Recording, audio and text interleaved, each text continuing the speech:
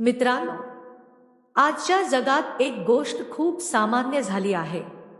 जोपर्यंत लोकांना आपल्याकडून काही काम असतं, तोपर्यंत ते खूप गोड बोलतात.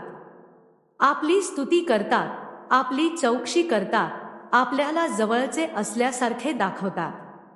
पण ज्या क्षणी त्यांचं काम पूर्ण होतं, त्याच क्षणी ते बदलतात. ना फोन, ना संदेश, ना विचारपूस. हे पाहून अनेक लोक दुखावतात. पण संतांनी याबाबत खूप मोठी शिकवण दिली आहे. संत तुकाराम महाराज म्हणतात, जगाकडून अपेक्षा ठेवू नका. अपेक्षा जितकी कमी, तितका मन अधिक शांत राहील. मित्रांनो, प्रत्येक माणूस आपल्या स्वार्थासाठी जगतो. हे वास्तव आहे. म्हणून कोणी बदललं म्हणून स्वतःला दोष देऊ नका.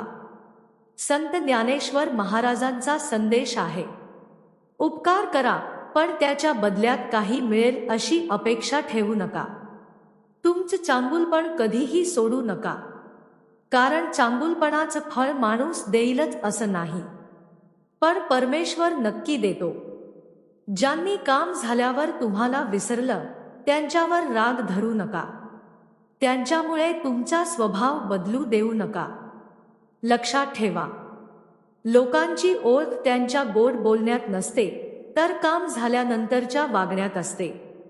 म्हणून स्वतःच्या कर्मावर विश्वास ठेवा, देवावर श्रद्धा ठेवा आणि कोणाकडूनही जास्त अपेक्षा ठेवू नका.